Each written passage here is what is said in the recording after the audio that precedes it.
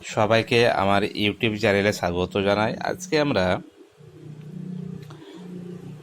Class 12 অর্থাৎ দ্বাদশ শ্রেণীর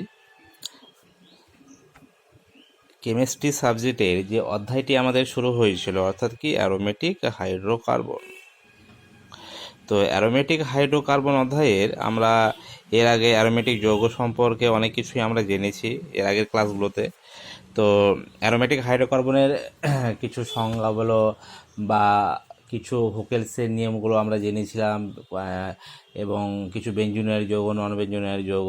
তো বদ্ধ শৃঙ্খল পলিন কনজুগেটেড যে যৌগগুলো রয়েছে সেই যৌগগুলো কেউ কেউ অ্যারোমেটিক ধর্ম প্রদর্শন করে, আবার অনেক যৌগ রয়েছে যেগুলো বদ্ধ শৃঙ্খল পলিন এবং কনজুগেটেড হওয়া সত্ত্বেও তারা কী করে না, অ্যারোমেটিক ধর্ম প্রদর্শন করে না। তো অ্যারোমেটিক বাদ দিয়ে আর যে সমস্ত বদ্ধ শৃঙ্খল পলিন যৌগগুলোকে পাওয়া যায় সেগুলোকে আবার দুভাগে ভাগ করা হয়েছিল। কী কী ভাগে ভাগ করা হয়েছিল না, আগের ক্লাসেও আমরা এটা উল্লেখ করেছিলাম। একটি ভাগ হচ্ছে অ্যান্টি অ্যারোমেটিক,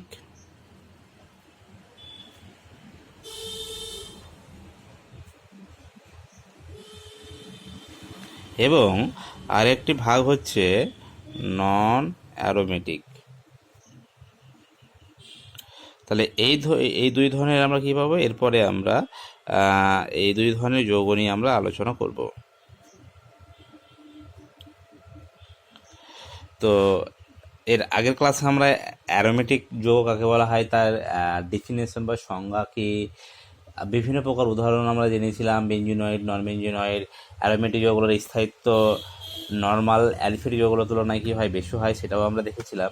তো আজকে আমরা জানবো যে অ্যান্টি অ্যারোমেটিক যৌগ আমরা কোন যৌগগুলোকে বলে থাকবো অ্যান্টি অ্যারোমেটিক যৌগ।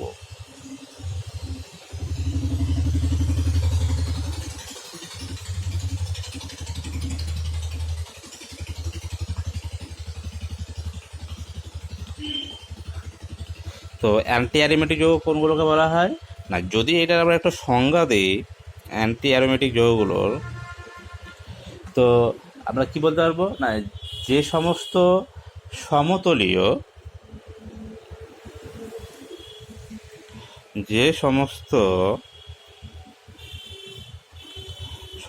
তার মানে কি সমতলীয় মানে কি একটা তলে থাকবে, তাই তো, অর্থাৎ যৌগটার গঠনটা কি একটা তলে সীমাবদ্ধ থাকবে। তো যে সমস্ত সমতলীয় এবং অবশ্যই কী হতে হবে, বদ্ধ শৃঙ্খল হতে হবে, সমতলীয় এবং বদ্ধ শৃঙ্খল গঠন কাঠামোযুক্ত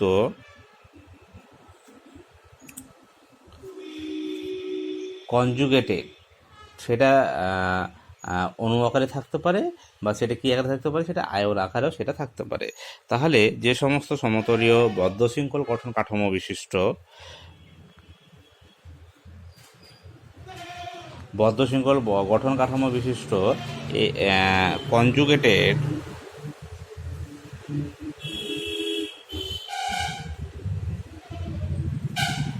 অণু বা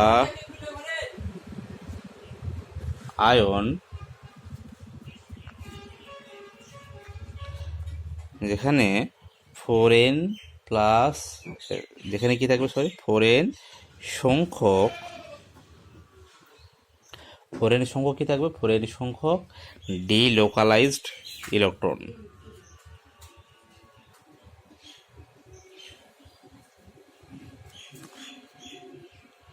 ডিলোকালাইজড পাই ইলেকট্রন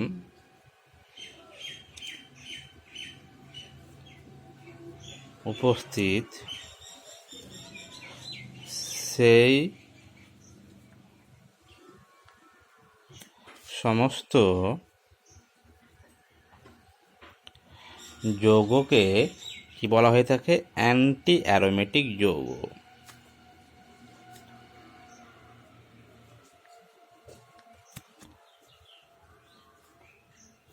তাহলে দেখো, যে সমস্ত সমতলীয় মানে কি একটি তলে থাকবে এবং বদ্ধ শৃঙ্খল অবশ্য সাইক্লিক যৌগ হবে, গঠন কাঠামো বিশিষ্ট যেটা কনজুগেটেড আকারে থাকবে, অর্থাৎ যেটা এখানে কী হবে, যেখানে আমরা এই ধরনের কনজুগেশন বা ডিলোকালাইজেশন আমরা দেখতে পাবো।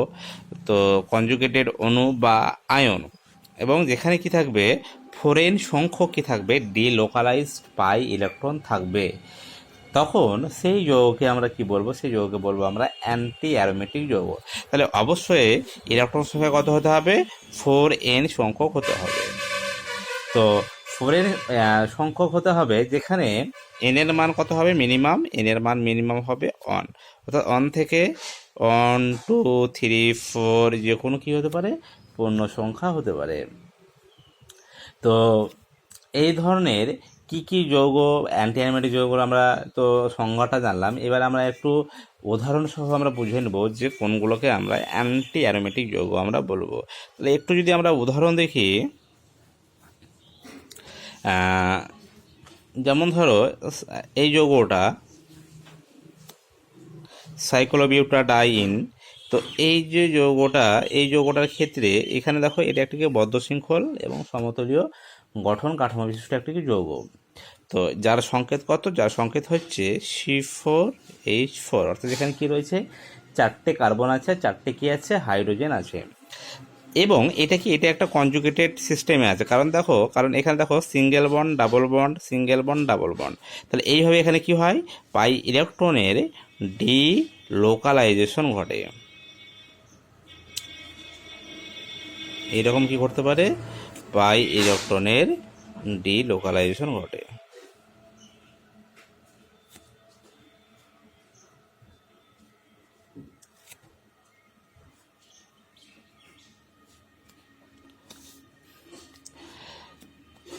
সেই কারণে এই যে সমতলীয় গঠন কাঠামো বিশিষ্ট এবং বদ্ধ শৃঙ্খল কনজুগেটেড, এটা কি আকারে রয়েছে, অণু আকারে রয়েছে। এবং এখানে যে ইলেকট্রন সংখ্যা কত, এখানে ইলেকট্রন সংখ্যা যদি আমরা দেখি, ডিলোকালাইজ ইলেকট্রন সংখ্যা, তাহলে দেখো এই যে পাই বন্ধন আর এই যে পাই বন্ধন, এই দুটো কি ডিলোকালাইজেশনে অংশগ্রহণ করছে।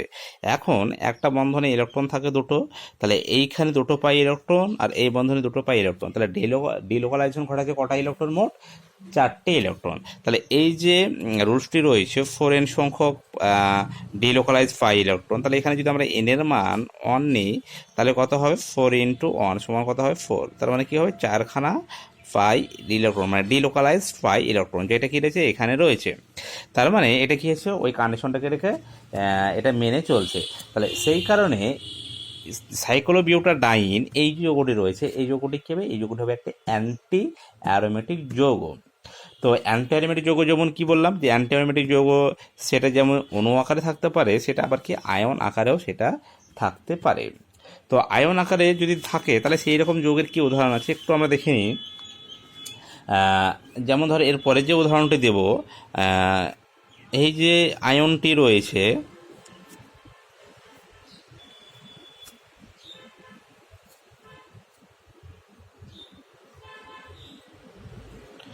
এই আয়নটি হচ্ছে সাইক্লোপেন্টা ডাইইনাইল ক্যাটায়ন।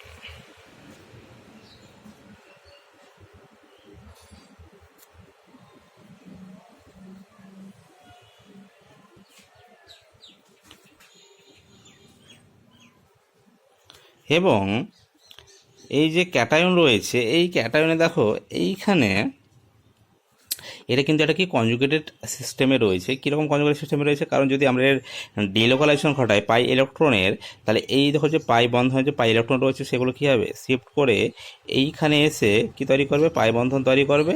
তখন এই যে কার্বনটি রয়েছে, কার্বনটার কি ইলেকট্রন সংখ্যা কমে যাচ্ছে, ফলে এটা কী হবে, পজিটিভ আধান লাভ করবে। তখন আমরা এইভাবে বিভিন্ন ধরনের রেজোনেটিক গঠনগুলো আমরা সাইক্লোপেন্টা ডাইইনাইল ক্যাটায়নের আমরা কী পাবো, পেয়ে থাকি। তাহলে এই রকমভাবে এখানে কি হলো, ডাবল বন্ড তৈরি হলো, আর এইখানে কি হলো, পজিটিভ আধান তৈরি হলো। এবং এইখানে যে ডাবল বন্ড রয়েছে দেখো, একইভাবে কি হবে, আবার সেখানে কি হবে, কনজুগেশন এইভাবে ঘটাবে, তখন এখানে ডাবল বন্ডটা আসবে এবং পজিটিভ আধান কী হবে, এই কার্বনে তৈরি হবে। অর্থাৎ এক কথা কি, এই যে পজিটিভ আধান রয়েছে সেটা কী হবে, বলয়ে চারিদিকে কী হবে, ছড়িয়ে পড়ে। তাহলে এইভাবে কি হয়, ডিলোকালাইজেশন ঘটিয়ে থাকে। তাহলে এই যে যৌগটা রয়েছে, এই যৌগটার ক্ষেত্রে যদি আমরা দেখি, তাহলে এটা একটা কি, এটা একটা বদ্ধশৃঙ্খল যৌগ, সমতলীয় গঠন কাঠামো বিশিষ্ট বদ্ধশৃঙ্খল যৌগ। এবং এই যে এটা কি রয়েছে, আয়ন আকারে রয়েছে, ক্যাটায়ন আকারে রয়েছে।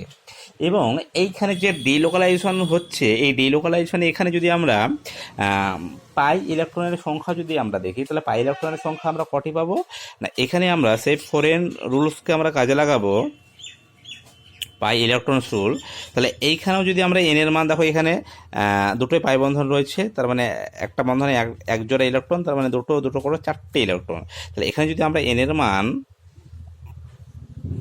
1 নিই, তাহলে কত হবে 4 ইন্টু 1 সমান কত হবে 4 পাই ইলেকট্রনস। তার মানে এইখানেও কিন্তু ডি লোকালাইজ পাই ইলেকট্রনের সংখ্যা কতটি দাঁড়াচ্ছে, 4টি দাঁড়াচ্ছে। তাহলে সাইক্লোপেন্টাডাইনাইল ক্যাটায়ন যে আয়নটি রয়েছে, যার আণবিক সংকেত হচ্ছে C5H5+। তাহলে এই যে ক্যাটায়নটি রয়েছে, তাহলে এটা কি, এটা একটি অ্যান্টি অ্যারোমেটিক আমরা বলতে পারি যৌগ। আর এরপরে আমরা জানবো কি, এরপরে জানবো আমরা এদের স্থায়িত্ব, অর্থাৎ এদের স্থায়িত্ব কতটা রয়েছে, কম না বেশি রয়েছে, সেই স্থায়িত্ব নিয়ে আমরা আলোচনা করব। তো এইখানে দেখলাম কি, যে পাই যে ইলেকট্রনগুলো রয়েছে, সেই পাই ইলেকট্রনগুলো কি ডিলোকালাইজেশনের মাধ্যমে কি হয়, যে যৌগগুলোর যে ইলেকট্রনীয় শক্তি, সেটা কি হয়, ইলেকট্রনীয় শক্তি বৃদ্ধি পায়। তো ইলেকট্রনীয় শক্তি বৃদ্ধি পাওয়ার ফলে কি হয়, ইলেকট্রনের শক্তি এরকমভাবে বৃদ্ধি পাওয়ার ফলে এদের যে স্থিতিশীলতা সেটা কি হয়, হ্রাস পায়।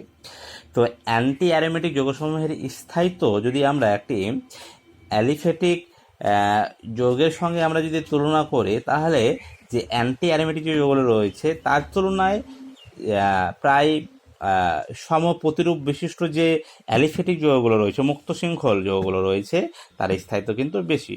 যেমন যেমন ধর একটা উদাহরণ দিই, যে এই যে যৌগটা রয়েছে সাইক্লোপেন্টাডাইনাইল সাইক্লো বিউটাডাইন, এই যৌগটা রয়েছে যার আণবিক সংকেত কত, C4H4, তাই তো, সাইক্লোবিউটাডাইন। এখন এই যে যৌগটা রয়েছে, এই যৌগটার স্থায়িত্ব যদি আমরা একটি এরই প্রায় সম আণবিক সংকেত বিশিষ্ট আমরা যদি কোনো একটা অ্যালিফেটিক অ্যালকিনের সাথে আমরা তুলনা করি, তাহলে আমরা দেখতে পাবো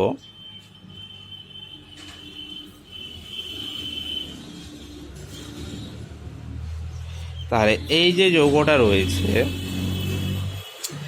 এই যৌগ আর এই যৌগের সাথে যদি আমরা এখন স্থায়িত্ব তুলনা করি, তাহলে কি দেখতে পাওয়া যায়, যে এই যে অ্যান্টি অ্যারোমেটিক যৌগটা রয়েছে, এই অ্যান্টি অ্যারোমেটিক যৌগটার এটা কি স্থায়িত্ব খুবই কম, অর্থাৎ এটা কি কম স্থায়ী।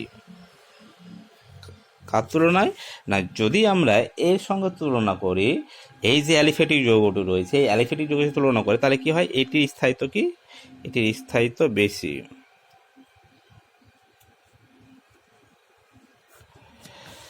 তাহলে কি দেখলাম, যে অ্যান্টি অ্যারোমেটিক যে যৌগগুলো রয়েছে, সেইখানে যেহেতু পাই ইলেকট্রনগুলোর যে এনার্জি লেভেল বা যে শক্তি বেড়ে যাওয়ার কারণে স্থিতিশীলতা এদের কী হয়, যৌগগুলির স্থায়িত্বটা হ্রাস পায়। এবং এদের স্থায়িত্ব কি দেখলাম, যে অ্যালিফেটিক যে যৌগগুলো রয়েছে তার তুলনায় এদের স্থায়িত্ব কী হয়, কম হয়। আচ্ছা, এরপরে আমরা জানবো, এরপরে যেটি জানবো সেটি হচ্ছে কি, এরপরে জানবো আমরা নন অ্যারোমেটিক যৌগ নিয়ে।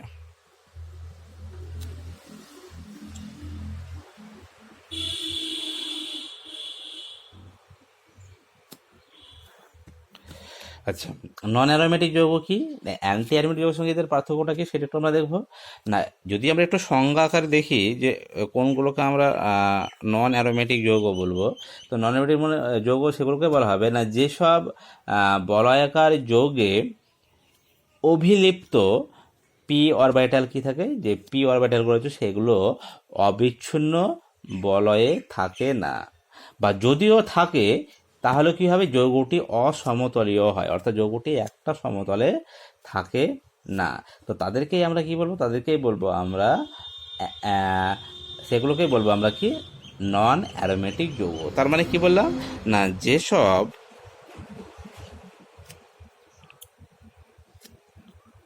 বলয়াকার বা বদ্ধশৃঙ্খল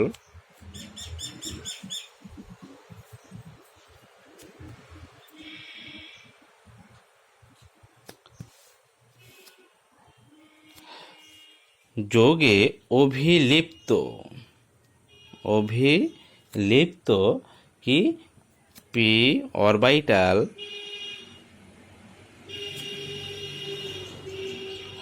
অবিচ্ছিন্ন আকারে থাকে না। অবিচ্ছিন্ন আকারে বলয়ে কি থাকে না, বলয়ে থাকে না। বা কি বললাম, যদি থেকেও যায় বা থাকলেও যৌগটি কি হবে, যৌগটি অসমতলীয় হবে। তার মানে কি না, এই যে যে পি অরবিটালগুলো রয়েছে, অর্থাৎ আমরা কি জানি P X P Y P যে তিন অরবিটালগুলো রয়েছে, তো যখন কোনো একটা সাইক্লিক যৌগ হয় তখন সেখানে কি দেখা যায় যে এর আগে যে আমরা দেখলাম অ্যান্টি অ্যারোমেটিক বলো বা অ্যারোমেটিক বলো, সেখানে কি দেখা যায় যে এই যে পি অরবিটালগুলো রয়েছে তাদের এরকম একটা কি অভিলেপন দেখা যায়। অর্থাৎ যদি এগুলোকে আমরা একটু কাছাকাছি দেখাই, অভিলেপনগুলো তো এইরকম হয় সাইড ওয়াইজ। তাহলে এই রকম কি হয়, পরপর পরপর বলয়ের মধ্যে এরকম পি অরবিটালগুলো কি হয়, এরকম অভিলেপনের মাধ্যমে পুরো বলয়টা অর্থাৎ রিংটা কি হয়, তৈরি হয়। কিন্তু যেগুলো নন অ্যারোমেটিক যৌগ, সেখানে কিন্তু অনেক সময় কি এই ধরনের যে অভিলিপ্ত পি অরবিটালগুলো কি অবিচ্ছিন্ন, মানে কি একেবারে যে কন্টিনিউয়াসলি চলতে থাকবে এমনটা কিন্তু নন অ্যারোমেটিক যৌগগুলোর মধ্যে থাকে না। বা যদিও থেকে থাকে, যৌগটা কি হয়ে যায়, যৌগটা অসমতলীয় হয়ে যায়, অর্থাৎ যৌগটা একটা তলে থাকে না। তো সেই যৌগগুলোকে আমরা কি বলবো, সেই যৌগগুলো বলবো আমরা নন অ্যারোমেটিক যৌগ। যেমন ধরো উদাহরণ কি না, উদাহরণ যদি আমরা একটু দিই নন অ্যারোমেটিক যৌগগুলোর,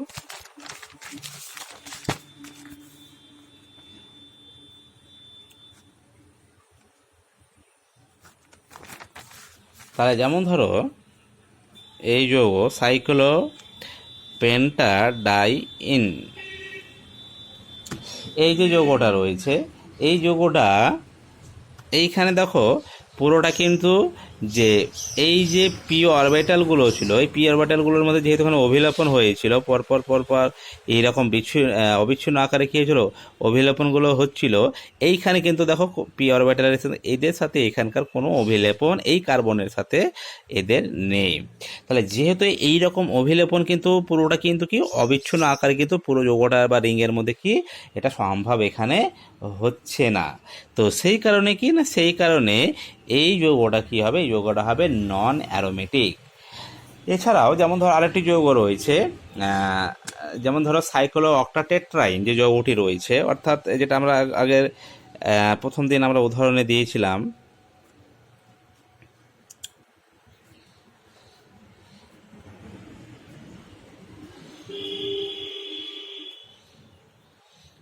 তো এই যে যৌগটা রয়েছে সাইক্লো অক্টাটেট্রাইন, এই যৌগটাও কি, এই যৌগটা হচ্ছে একটা কি নন অ্যারোমেটিক যৌগ।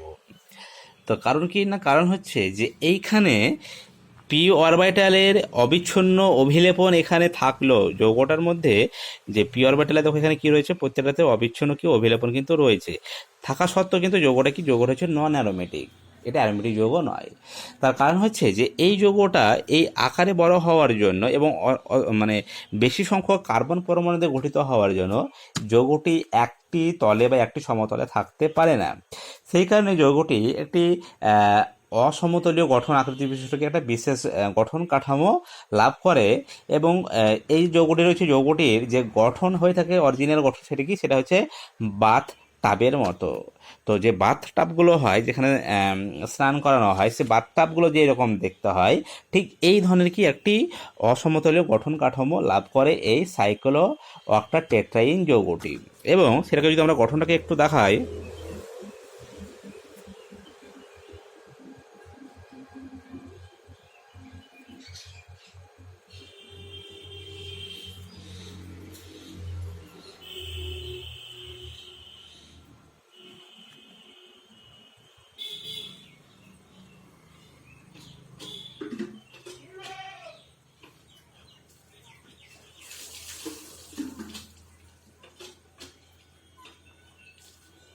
এই রকম কি হয়, এই বাথ টাবের মতো কি হয়, গঠন কাঠামো বিশিষ্ট কি হয় বা আকৃতি কী করে লাভ করে।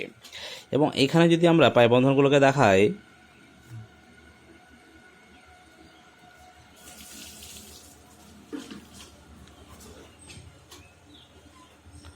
তো দেখো এই যে যৌগটা রয়েছে, অর্থাৎ এই যৌগটা কি আকৃতি লাভ করে, এই যৌগটা এইরকম বাথটাব আকৃতি গঠন লাভ করে।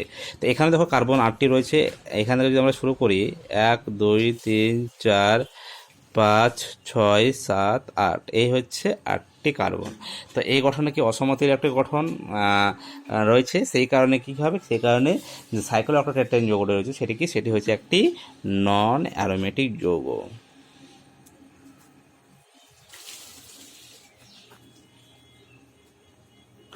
কী হবে? নন অ্যারোমেটিক যৌগ। আচ্ছা, এরপরে যদি আমরা একটু এদের স্থায়িত্ব তুলনা করি, তো স্থায়িত্ব যদি আমরা দেখি, তো যেগুলো নন অ্যারোমেটিক যৌগ রয়েছে তাদের স্থায়িত্ব আমরা যদি তাদের যে প্রায় সমাণবিক সংকেত বিষয়ে যদি কোনো আমরা মুক্ত শৃঙ্খল বা কোনো অ্যালিফেটিক যৌগের সাথে যদি আমরা তুলনা করি স্থায়িত্ব, তাহলে কি দেখা যায় যে নন অ্যারোমেটিক যৌগের স্থায়িত্ব তাদের যে প্রায় কি বললাম, আণবিক সংকেত বিশিষ্ট বা প্রায় প্রতিরূপ বা একই প্রতিরূপ বিশিষ্ট যে মুক্ত শৃঙ্খল যৌগ রয়েছে তার স্থায়িত্ব প্রায় কী হয়? প্রায় সমান হয়। তো এইরকম অর্থাৎ যেমন ধরো যদি আমরা যদি এই ধরনের যৌগটা দেখে থাকি, অর্থাৎ সাইক্লোপেন্টার ডাই ইন যৌগটা, তাহলে এই যৌগটার যা স্থায়িত্ব হবে এবং এরই প্রতিরূপ বিশিষ্ট যে অ্যালিফেটিক যে চেন রয়েছে, অর্থাৎ এই যৌগটা,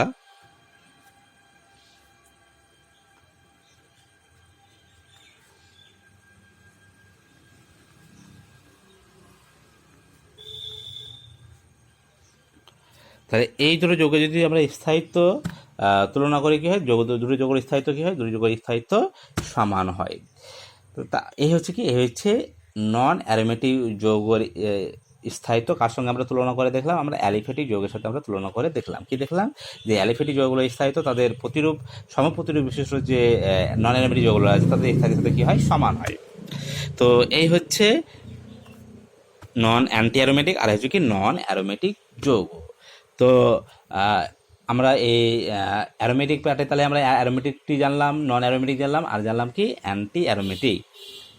আচ্ছা, এরপরে আরও কিছু অ্যারোমেটিক যৌগ নিয়ে আছে আমাদের বেনজিন সম্পর্কে ডিটেলসে রয়েছে, সে বেনজিন নিয়ে আমরা নেক্সট ক্লাসে আলোচনা করব। আজকে এই পর্যন্তই।